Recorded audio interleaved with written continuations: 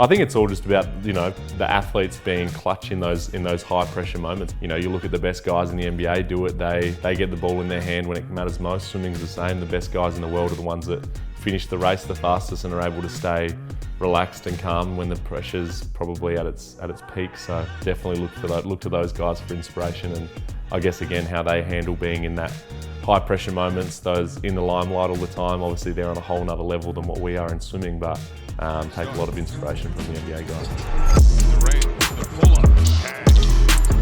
Before I raced, I remember you used to have to download videos on your phone. I downloaded Kevin Durant's MVP speech and then 2 highlights videos of KD. It was inspiring to sit back, listen to his MVP speech of where he's come from, his kind of upbringing, his life, how much he loves his family. Not just into that he's been the person that's got him to that point, it's everyone else that's kind of contributed to get him to that place where he was, obviously the MVP. So you love us how we are.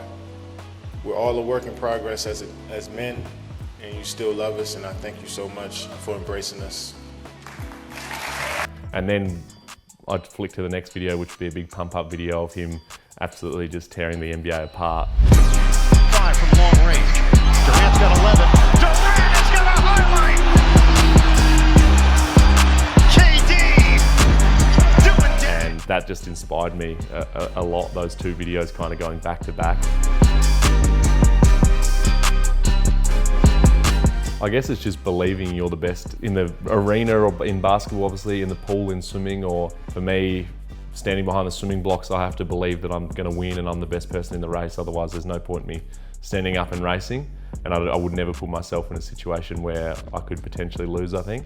And I think NBA have to have that similar mindset, right? Like LeBron's 37, still believes he's the best player out there, and the swagger that comes with it, I think, is something that I'd really like to transition and try and take into swimming a little bit as well. And swimming's a very relentless sport where we go kind of 50 hours a week, 50 weeks of the year. And because I'd had shoulder surgery the last 2 years over Christmas, it meant 0 break for me. So I had pushed through, decided that I'd have a break, so I ended up having 6 weeks out of the water, which was nice. And then not really decided whether I was going to do Com Games or have a crack at international swimming this year. Might have just had a bit of a relaxed year and prepared for Paris in 2024, but body started to feel pretty good, mind started to feel pretty good, so have a crack at commies and have a bit of fun with it. I think, who knows, they're only every 4 years, so I don't want to miss that opportunity. It could be my last one. So for me, I'm not a nervous person. I don't, especially at that stage, like a 18-year-old bulletproof kind of kid. I didn't have too much pressure, expectation, kind of just went with it all. And I remember before my semi-final, KD and the whole USA basketball team walking out onto pool deck,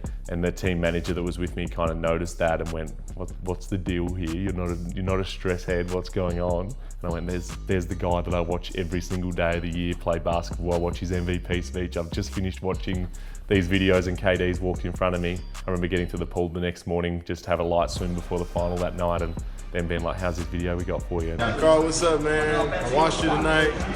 Got skills, man. As always, USA.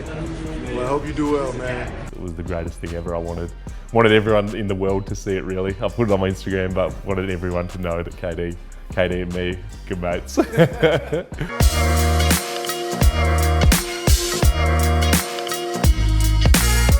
2016, I was a huge fanboy. I rocked up at the Olympics. I'm a small fish in a big pond, really. Like, we went up to Christ Redeemer to do some filming. I kind of saw this big group. It was like a ball of security around someone.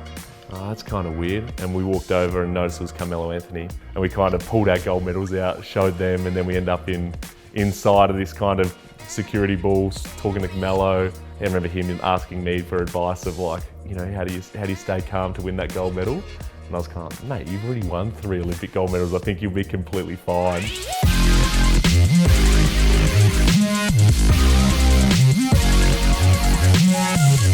But I remember getting on the bus and Louis Scola was on there and Manu Ginobili. Manu turned and said, oh, you guys won a medal tonight. Like, where is it? I remember when we won in Athens, I did not take my medal off. Like, you should be wearing this thing so proudly, and made me pull out of my pocket and show him. And obviously I knew exactly who it was and was super excited about it, but kind of nervous to take a photo with him and kind of still nervous to talk to him a bit. I don't think they running at my pace. Jordan 1s, gotta keep them laced. My life revolves around fantasy basketball. At the moment, my keepers team isn't amazing, but I think it will be okay in a couple of years' time. I've got DeAndre Ayton, so I might try to watch him as much as I can.